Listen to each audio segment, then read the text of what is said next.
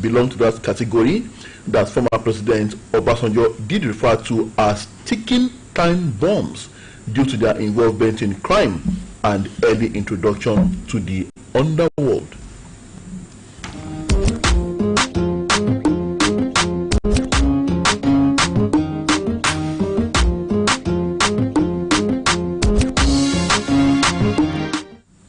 On Satellite this afternoon, we'll be discussing the topic, worrisome increase in number of street children in Nigeria's urban centers. Yes, worrisome increase in number of street children in Nigeria's urban centers is the topic of Satellite this afternoon.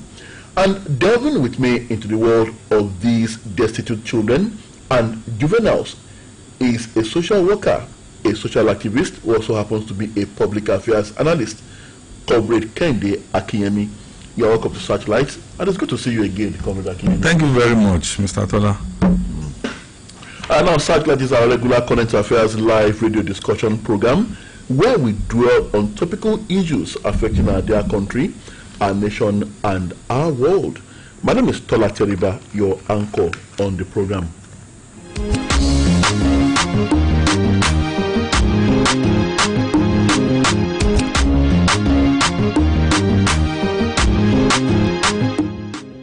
The program is Searchlight on Oluyole 98.5 FM. And now to business. Now, Comrade Akinyemi, you may have noted the recent increase in the number of street children, especially in the urban centers within many state capitals in the country. Now, is this just about poverty, or are there other factors bordering on value systems decline, for instance? Thank you very much, Mr. Tola Teriba. You see, the menace of street children has been with us for quite a number of years in this country, and all efforts have been made to curb the menace and advise government one way or the other. But as we are seeing day in, day out, the number kept increasing, which is not good enough for the country, especially as development is going on in Nigeria as of today, when the whole world is changing for better.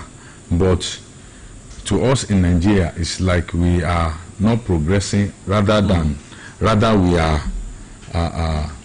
regressing. We are moving backward in the area of care for children, especially those on the streets and the out-of-school children. The menace is getting too much that the effect can be devastating and be too bad on the society in the long run. From your experience as a social worker who is well-traveled, now, do some of these children have homes that they retire to at night? Is it possible? Or is it possible that there are parents that have subtly endorsed the presence of their own children on the streets as urchins?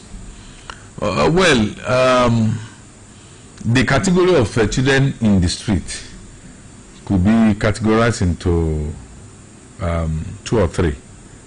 There are those that are completely cut away from the ties of their parents.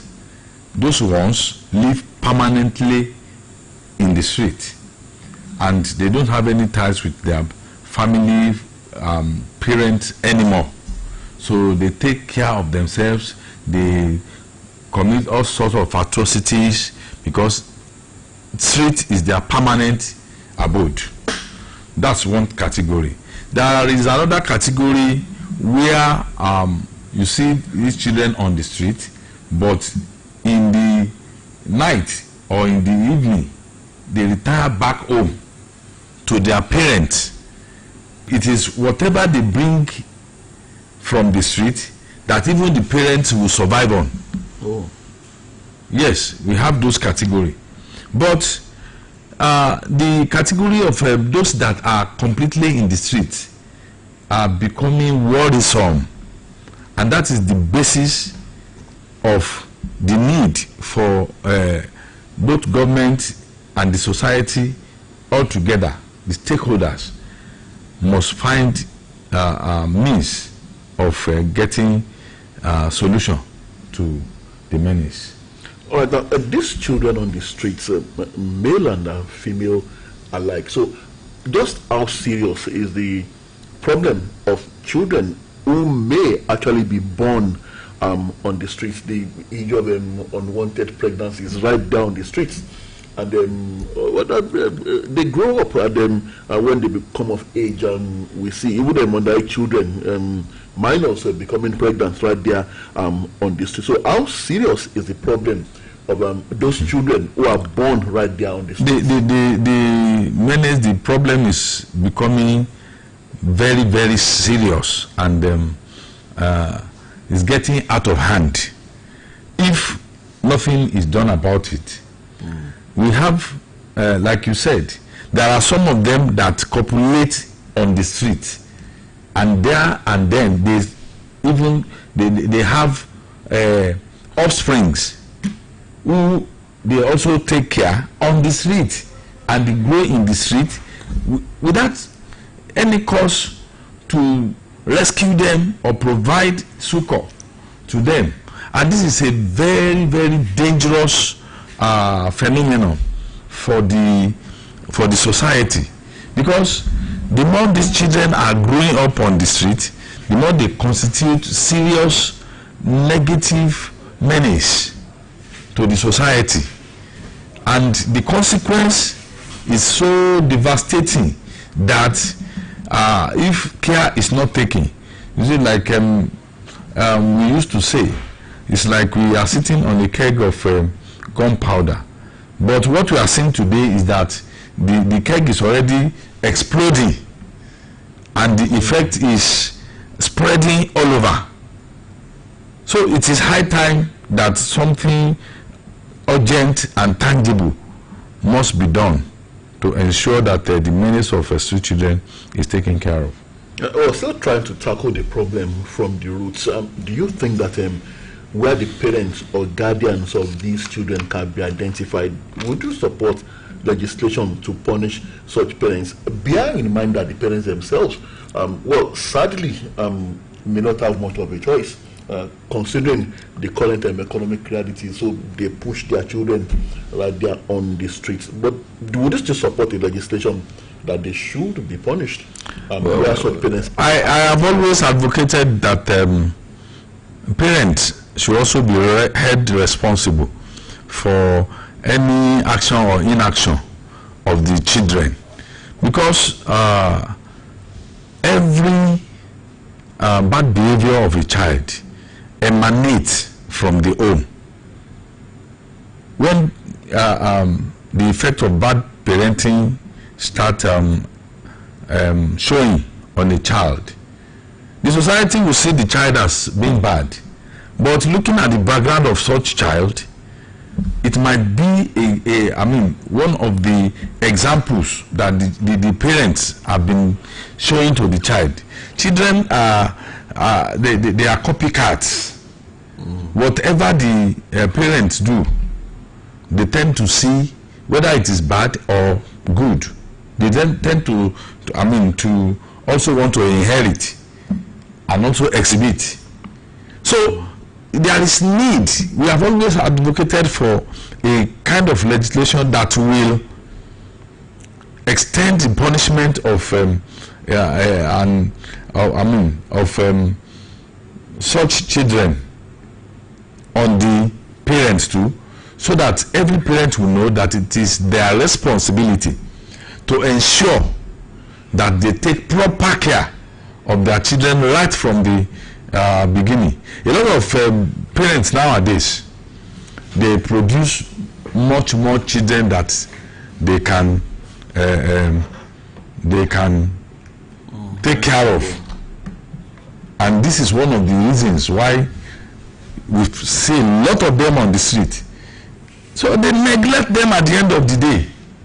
because they don't have the capacity. The economic situation is not favorable to them. Their income is not adequate enough to take care of the children. At the end of the day, the children will look for survival by all means, and coupled with the association with their friends, undesirable elements, who will introduce them into many bad things in the society. Okay. So parents should be held responsible. If parents are being held responsible, every parent will know that they have a duty to ensure proper upbringing on their children. So should parents be held should parents be punished for their own virility and fertility, choosing to have like you said, more children than they could cater for? And here we are not talking about children who left home of their own volition. We are talking about children the parents themselves pushed them out because the burden of taking care of them just became unbearable. You see, it is not a parent will not willingly push a child out. Circumstances will arise that will warrant children being sent out of the home. But parents will have tried some effort. But where I blame them is the upbringing right from the cradle. You see, a lot of parents will pamper their children when they were supposed to be duly punished and made to realize that whatever they are doing is bad. Children don't just wake up one day and start pilfering and stealing. There must have been a reason for a child. Maybe the child was not well fed. Maybe a child that goes to school in a tattered uniform. Maybe a child that was not given enough pocket money to take care of him like his other colleagues in the school. Such children would tend to want to steal pencils, pen, and other things that belongs to other children that their own parents have provided enough for. So it is from this, that's the reason why when a child goes to school and come back home, it is the duty of the parents, both mother and father, but mostly mothers in this aspect, to check their school bag and ensure that they don't harbor strange materials that doesn't belong to them. Many parents don't care to do that, and some of these children will prefer other children's books and writing material. That's where they start from. And when they, go unchecked from the little pilfering like that, that is where they grow to become chronic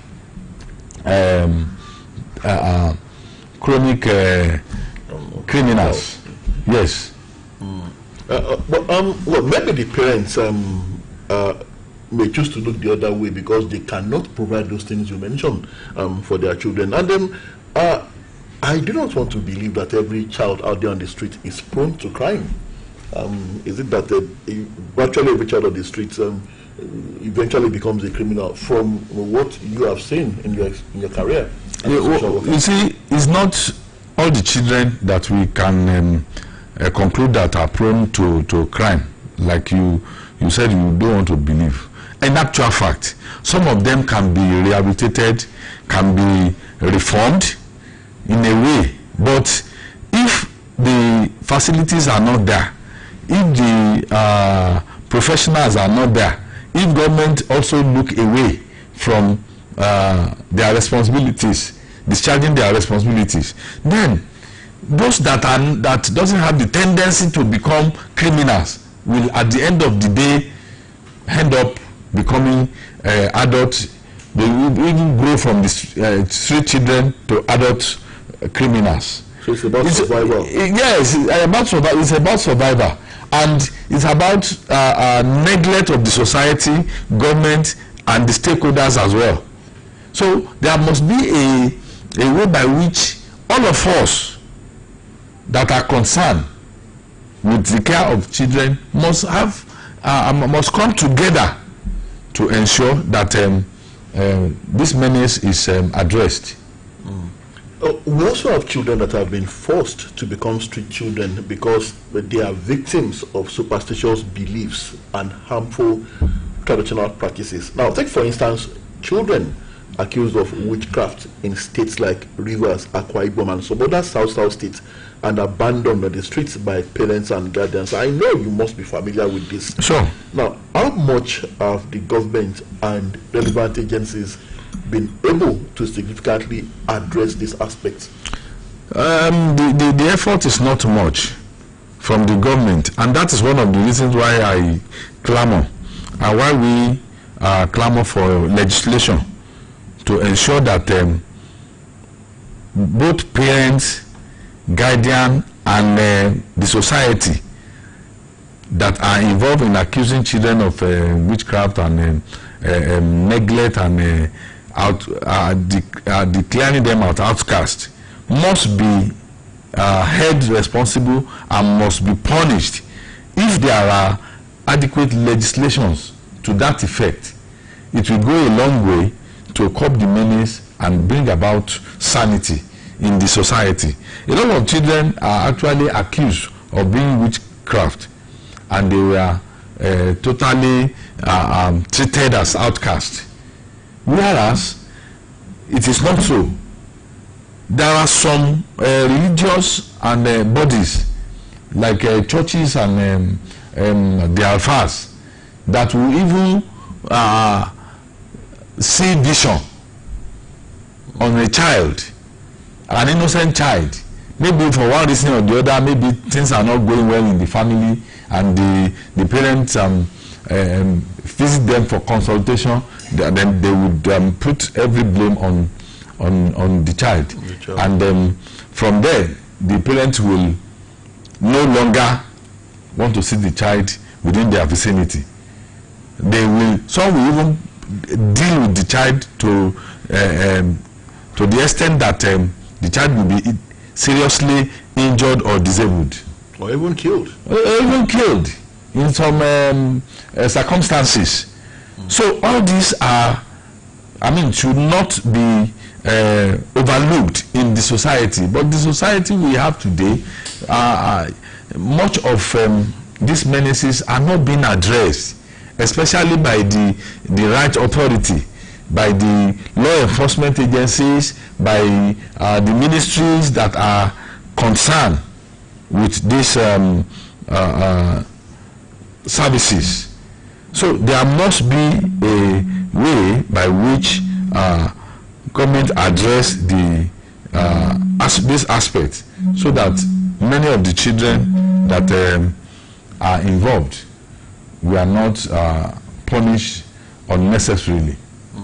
Now, if you are talking about legislation to address these matters, harmful traditional practices, and then children who find themselves on the streets that are victims of superstitious beliefs, then if you are talking about legislation and what the government should do and relevant agencies, is that not placing the cart before the horse? Would it not be right to first of all address those belief systems, the stakeholders involved? Because one thing I do know is that in many of these South states where these things are more pronounced, the governors, for instance, are quite reluctant to address these issues, because probably they will not win a second term, because this is what these people in these parts of the country actually believe in. So what is the right to first of all address those belief systems before bringing in the aspect of the law? You see, one of the problems we have in this country is a lack of political will. Like you rightly said, many of these governors, the people in higher authority, because they will be seeking for election, because they will be, they will use these parents and some of these grown-up children to play politics. They don't want to address certain issues, especially issues relating to religion and ethnicity. So, in order not to offend certain set of people, they will look away and fail to address such issues in the interest of in their own interest, because of their political position they were eyeing and all that. So it is not. That's why I said lack of political will is one of the main reasons, problems why we are still where we are today. Anyone that is in the position of authority should be able to tackle any menace that is disturbing the society headlong, so that the society will be cleaned up and you will be remembered for good. Because legacy you left behind when you are in the position of authority matters most, and it will continue to ring bell for quite a long time. Well, even at the risk of bringing down the roof of the state upon yourself as a governor. You are not bringing down the roof upon yourself when you see something that is bad, and the people don't see it as something bad. It is part of you have to make, there is no reason why people will not see it as look at the number of children on our street today who will be happy, whether you are a parent, you are a guardian, or you are a religious leader, or you are a market woman, or you are a government official, or whatever. No, you don't care. Who will be happy seeing them increasing on daily basis? Yeah. But when those who are supposed to tackle the menace, they look away. At least every day, governors, commissioners, people in higher authority, the security agencies, they pass through our streets, don't they? They see they see the beggars, the street urchins, children that are roaming about the streets every day, and they don't address the issue just because they don't want to offend certain set of ethnic group or religious bodies who can be formidable. Actually, it is not. It is the way I look at it. Shacking away from such responsibility is another irresponsibility on the part of our leaders. Yes, it is. But then, if you belong to those areas and to those group of people that are not very well educated on these things, and you see those children on the streets, you wouldn't care if you think that they are witches and wizards. For instance, you see, this is part of the reason why we clamor for education of the society and enlightenment, much more of the society. I praise the press for bringing out some of these issues all the time. But despite the fact that enlightenment is going on here and there, non-governmental organizations are doing their best. I was just coming on the road now, at Iwo Road. I saw a non-governmental organization displaying canopy, attracting, they brought food, music, attracting these street children to come around. They want to find a way to talk to them and make them see the reason why they should not be on the street. But this kind of effort is just like a drop, a drop in an ocean. So it doesn't. The effect is not much on the society. How many non-governmental organizations have the government assisted or support in carrying out the effort of changing the narratives in this aspect?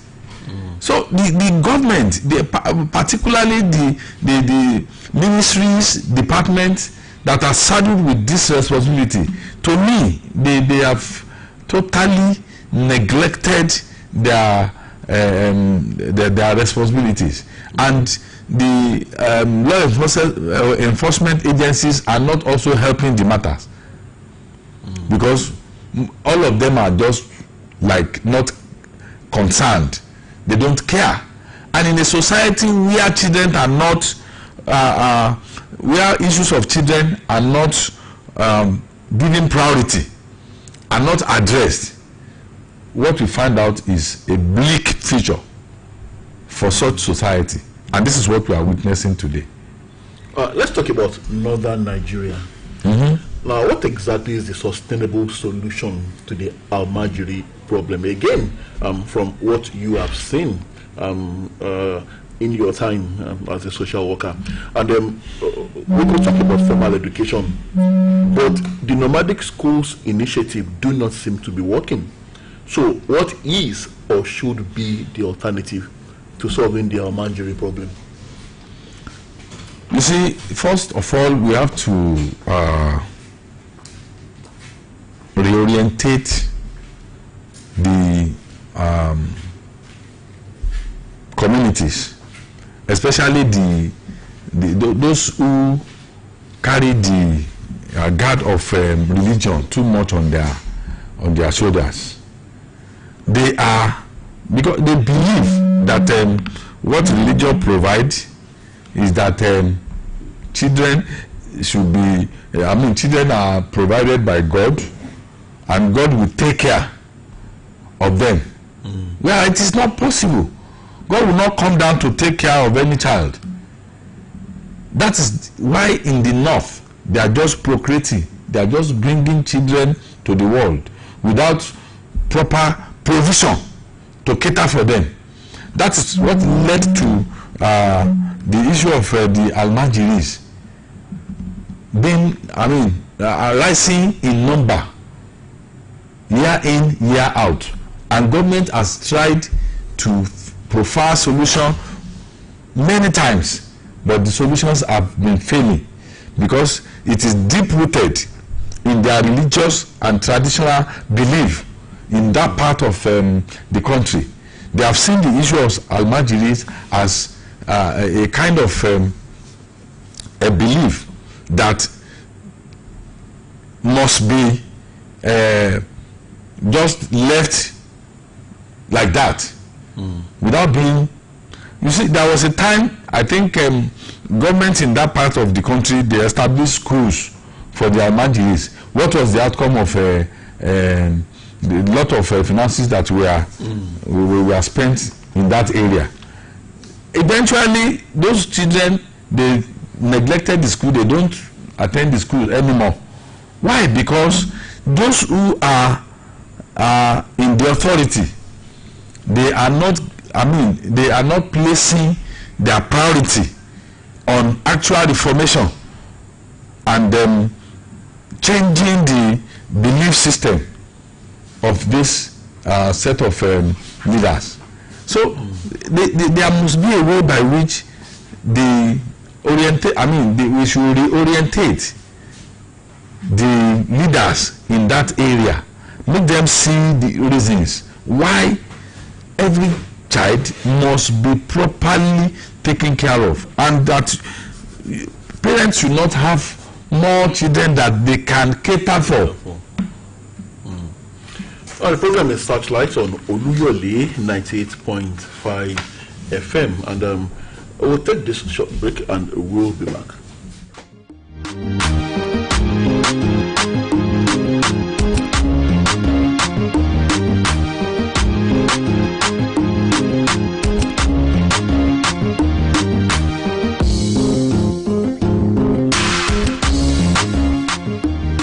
Right, it's good to know you're still there, and the program is Searchlight on Oluyole 98.5 FM, and we are discussing the worrisome increase in number of street children in Nigeria's urban centers. Worrisome increase in number of street children in Nigeria's urban centers.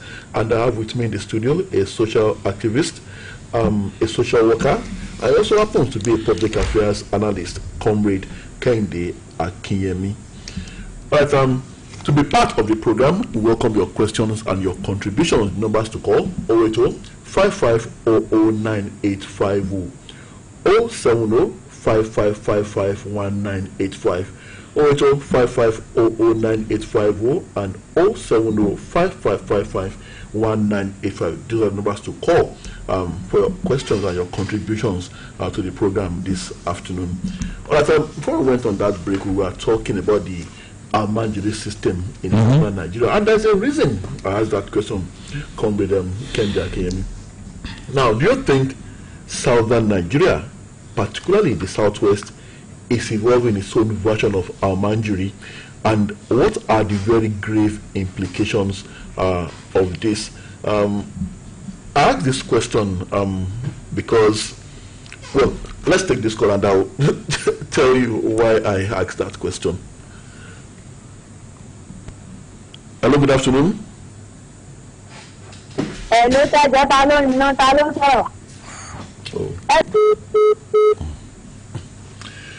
All right, Comrade Akeyemi, the reason I asked them that particular question, whether the southern Nigeria, particularly the southwest, is evolving its own version of Almanjiri, I'll just tell you a little story. I was on my way home one particular day, and I stepped out there trying to board the Keke Marwa at the gates of the corporation of the establishment here. And then I saw these children, and I automatically assumed that they were from the north.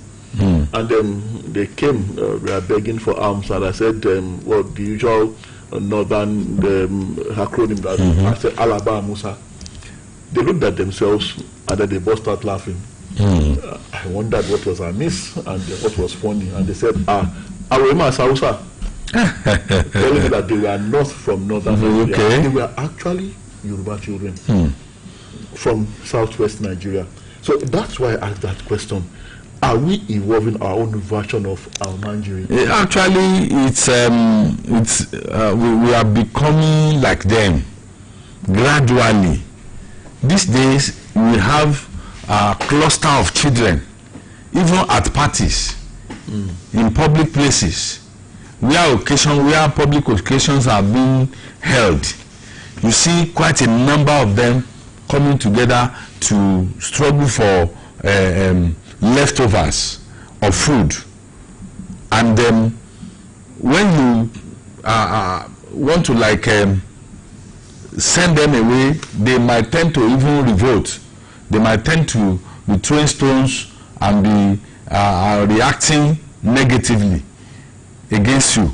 So if care is not taken, I blame this on the society in general and on our government especially, because there must be adequate provision for security in the society, such that all the government agencies and the ministries, their capacity must be strengthened, so that a government policy will be adequately implemented. There was an education policy which forbid children from moving around during school hours. What is the implementation of that in most southwest states now? So it is from then that the number kept growing, the menace kept increasing. Whereas, if care is not taken, the version of Almanjiris in the north, they are gradually developing. Also here, look at the example you gave. You thought they were from the north, although there are some of them that have migrated from the north to the southern part of the country, but they don't migrate alone. They migrate together with their mothers, and you find them on the street begging. Their major purpose is to come and beg and look for survivor. But here we have started seeing another version of them. Hello, good afternoon. Hello, good afternoon. Good afternoon. The topic you are handling, sir. Okay. It concerns every human being. So in that place in particular, when Oluyole was alive. He insisted that every child must be educated. Those want to pick on the road, those want their father and mother taking care of, they make sure even the stubborn ones, the rascal, they took care, and they don't other side, they were mocking him by them. Now, let me tell you some of those things we do this. When you are Let's go on. We can hear you. Hello. Oh, there's something is wrong with the line. Well, he was talking about... yes, I can get where our papa is drafting at. You see, during the reign of Chiboba Femi Awolowo, he introduced free education and free and compulsory basic education. It's still in, I think it's still in government policy even up till today. Basic education. But are we implementing these policies? That's why we often said that we have laws, we have policies that can change the society for better, but they are not being implemented. The issue of implementation, the problem of implementation is one of the major concern that should be addressed in this society. Because if laws were made to work, we won't be seeing any child on the street. There are laws that forbid street begging, street trading, and all that. Then having children on the street. Let's take this call. Hello, good afternoon. Good afternoon. Good afternoon. I am Steve Billy and calling from Oluyole. Good to have you, sir. Yeah, regarding the issue you are now debating about adventure. Okay. Adventure is a phenomenon with another part of the country. Even it can be related or can be traced to a region. They call it street. Okay. These people call street children. They have time to stay with their malam. After giving them more and more food, the money they have them to go out to look for house. Later they will come to that malam. And their potential for criminality, they call it street. We are only thinking about the niche. Our problem to look on inequality is related for this unguided children that are now spread over, and you can see the position of another part of the country. Some of land terrain. Anything they want to do, they can bring that to town.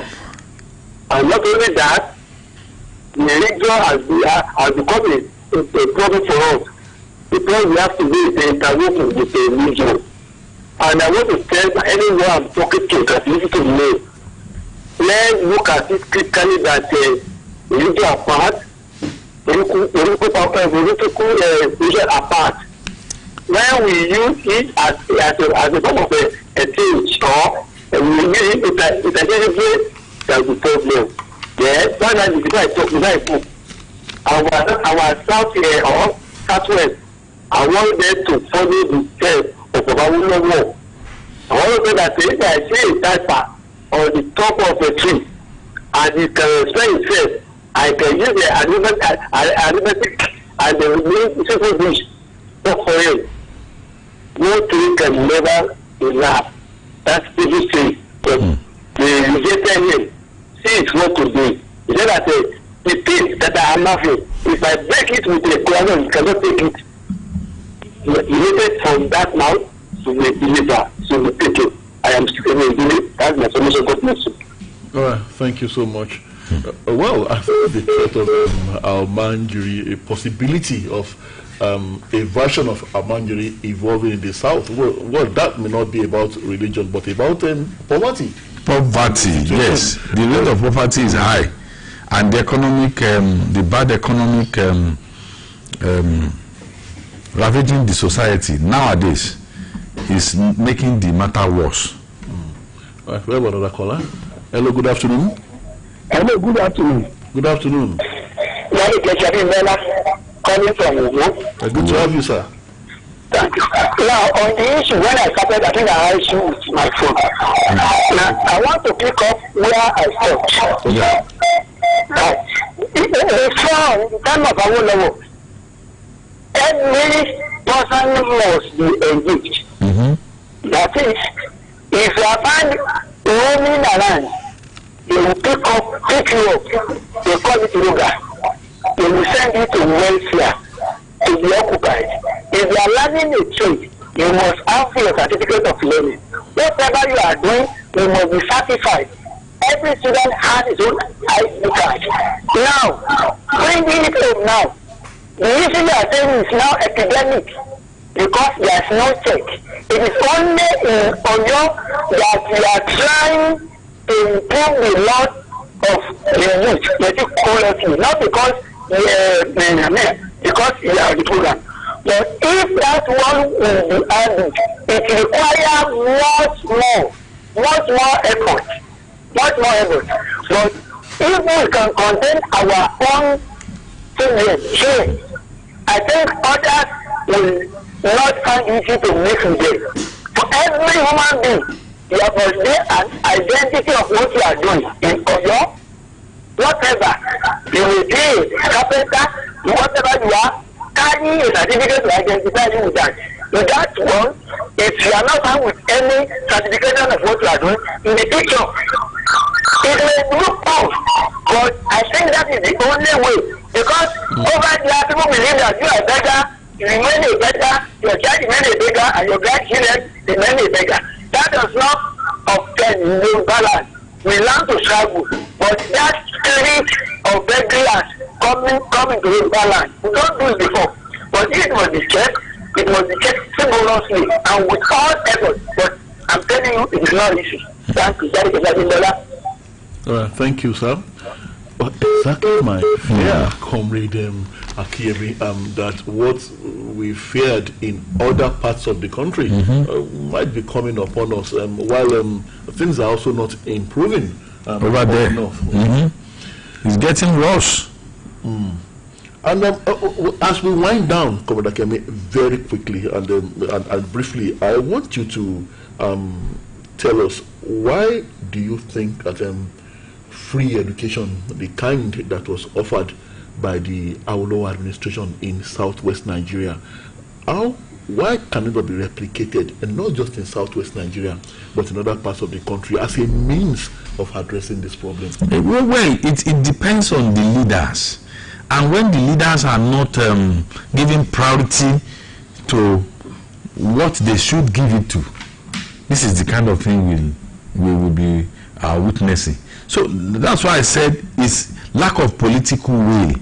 You don't say because you want to offend voters, certain number of, certain group of people, you won't implement policies that will change the society for better. This is where the problem lies.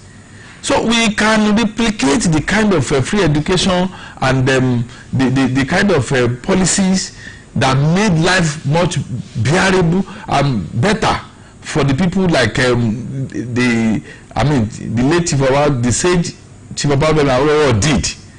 But our politicians nowadays, they want to pamper their voters. They want to do things that will not make them to offend those who will vote for them. So they play politics with a lot of things. That is the problem that we have. It can still be done, but we pray that some leaders will emerge that will focus attention on their priority on the issue of taking care of children, especially the street children and the out-of-school children, because the menace is becoming unbearable. There must be a solution. All right, the program has been Searchlight on Oluyole 98.5 FM. It's been an interesting discussion, and we have been discussing what is some increase in number of street children in Nigeria's urban centers. My guest has been a social worker, a social activist, and he also happens to be a public affairs analyst, Comrade Kendi Akieme. Thank you so much for coming. You are welcome, sir. All right, next week we'll be bringing you another topical issue on Searchlight. Until then, my name is Tola Teriba, your anchor on the program. Bye-bye.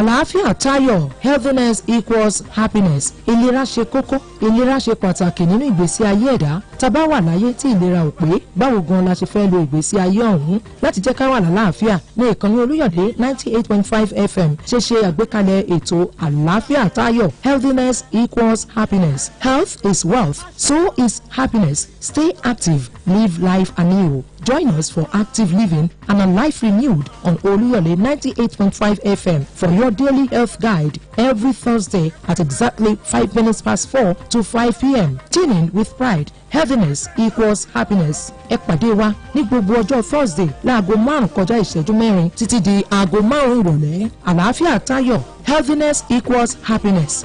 Ìlera ṣe kókó, wà lálàáfíà.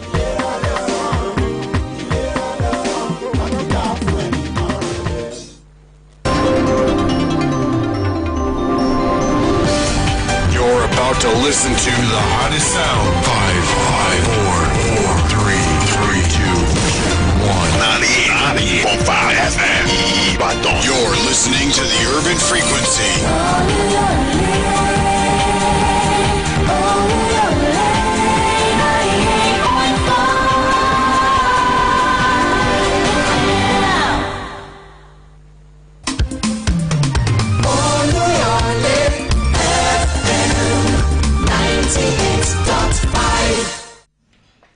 It's 4 o'clock.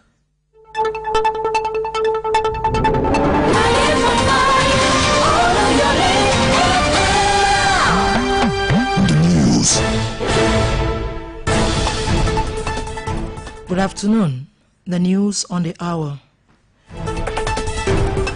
President Bola Tinubu has commiserated with the families of those who lost their lives in the fire incident at Afriland Towers in Lagos Island. He also extended his condolences to the Federal Inland Revenue Service, FIRS, the United Capital and the United Bank of Africa, UBA, who lost workers in the inferno.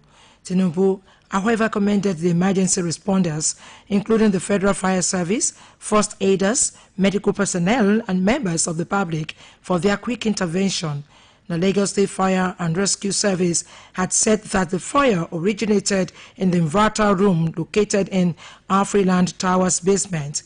The president advised more caution, training, and alertness to avert such emergencies in the future. The National Drug Law Enforcement Agency, NDLEA, Kano State Command, has transferred 450,000 intercepted pills of pregabalin capsules to the National Agency for Food and Drug Administration and Control, NAFDAC. Pregabalin, an anticonvulsant and pain relief medication originally intended for the treatment of epilepsy, neuropathic pain, and anxiety disorders, is now misused for its sedative and euphoric effects. The public relations officer for the command, Mr. Sadiq Magatari, in a statement today revealed that the drug was concealed in a van and packed in 60 cartons, was intercepted by an NDLEA patrol team along the Kano-Adejia Road. Acting on the Memorandum of Understanding between NDLEA and NAFDAC, the Chairman, Chief Executive Officer of the NDLEA, Brigadier General Muhammadu Buba Marwa, retired, directed the immediate transfer of the drugs to NAFDAC to enable further testing and determination of regulatory status. And that ends the news on the hour.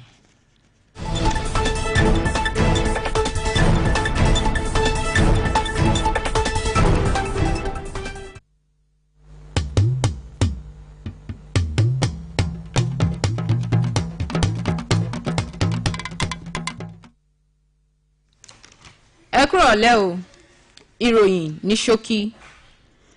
Ààrẹ Bọ́lá Tinubu ti kẹ́dùn pẹ̀lú mọ̀lẹ́bí àwọn èèyàn tí wọ́n pàdánù ẹ̀mí wọn nínú ìṣẹ̀lẹ̀ ìjàmbá iná tó ṣẹyọ ní Afriland Towers tó wà ní Lagos Island. Ó tún ránṣẹ́ ìbánikẹ́dùn sí àjọ tó ń pawó wọlé fúnjọba àpapọ̀